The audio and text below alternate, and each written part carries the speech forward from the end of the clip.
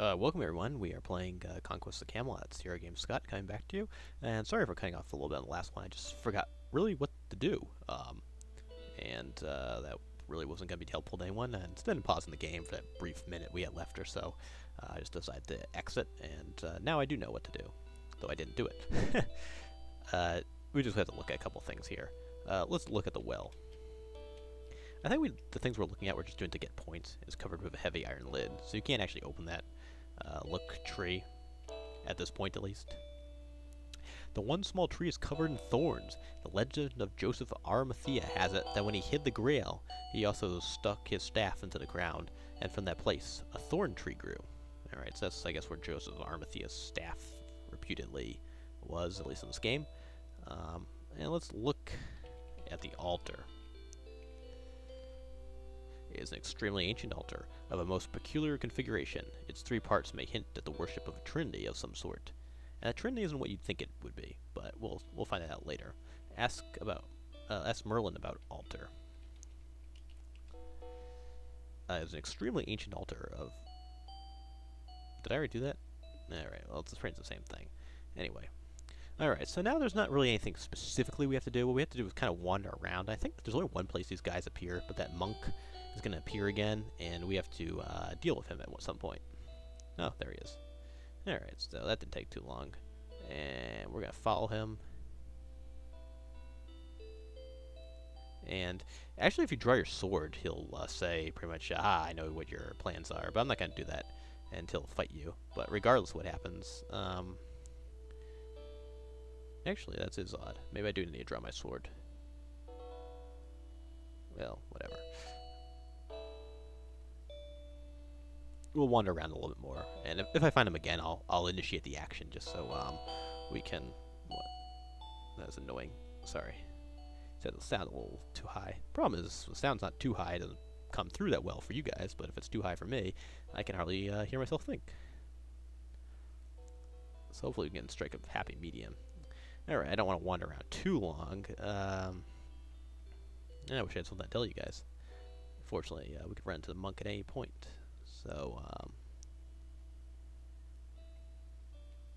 yeah, so anyway, it's good to be back with you for these LPs. It's been a while since I was able to get these things up, and I did miss doing it.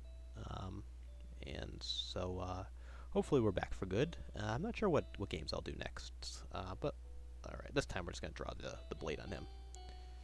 And I believe that is F8 by itself, yes. So you've revealed yourself, enemy, as I know you would. Alright, now I think we're going to have a rumble. Thief, robber, you will never leave here alive, I believe you said. Alright, well, let's go. I don't think that's the way you're supposed to do it, but there's no repercussions too far later in the game, and I don't really care. I mean, if it's points that's costing me, it doesn't matter to me, because for the most part it doesn't make any difference. It's not like we're going to lose the game or get a better ending or something for... at least as far as I know, we're probably not going to get all the points anyway, because we're not in the difficult mode. So I'm just going to play it this way. If it's kind of the rough and tumble way, so be it. We did play the Paladin in Quest for Glory 3, so I guess I've had enough of trying to at least take the honorable path in these games.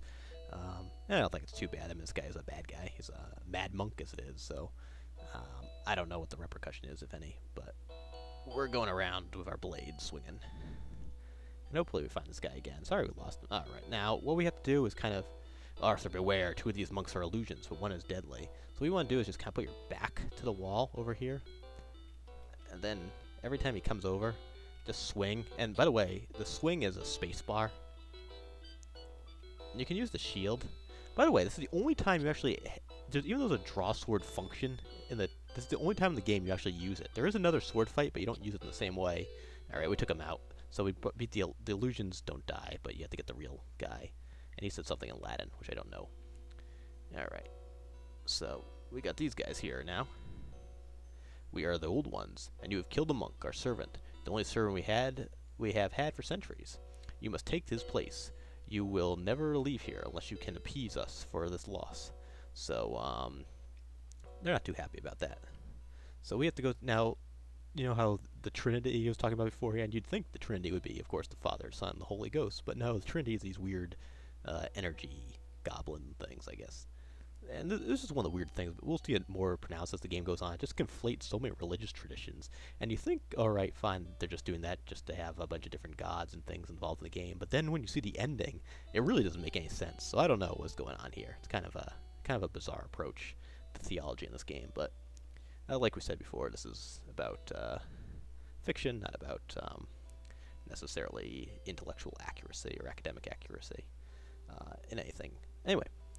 But this is a pretty good game, but has its weird points as well. All right, so we're back here at the altar, and let's ask old Merlin about the altar. No, about the old ones. Pardon me. You will have to find a way to appease these old ones, Arthur, if you are ever to leave this tour. Such beings tend to manifest in some spot where they were once worshipped. All right, so that's here, referring to the three creatures who are here, and let's call the old ones.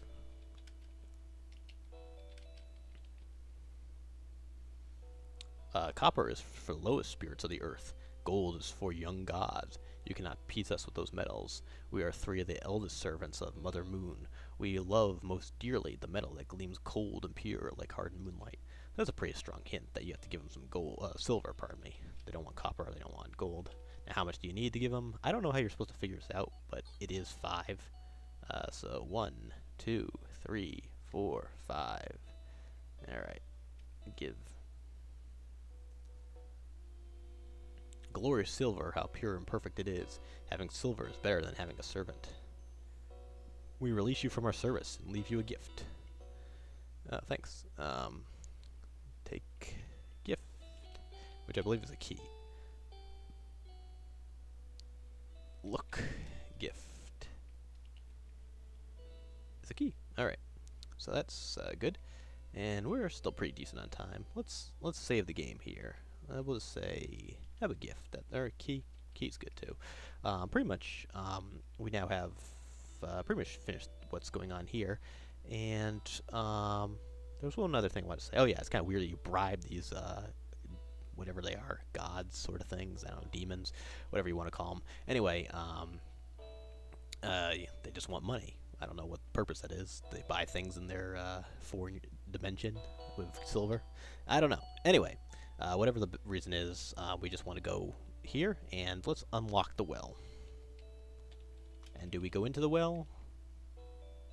The key turns easily, and the lock is now open. Open well. Is it a secret passage? No, just water. Take drink. Is that grammatically correct? Can you actually take a drink? I don't know. From the shiver that just ran through you, I gather the water was ice cold. Well, it's pretty good water, I guess. Alright, so that doesn't do too much for you, but let's search the water.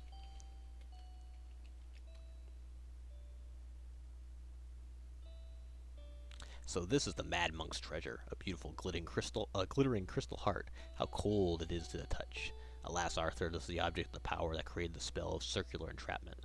The Grail is not here. I don't know why Joseph of Arimathea's staff or the tree is here, but if this is not where the Grail is, but who knows? Maybe it got moved or something. Let's go to Otmore, I guess. So let's see if we can get out of here.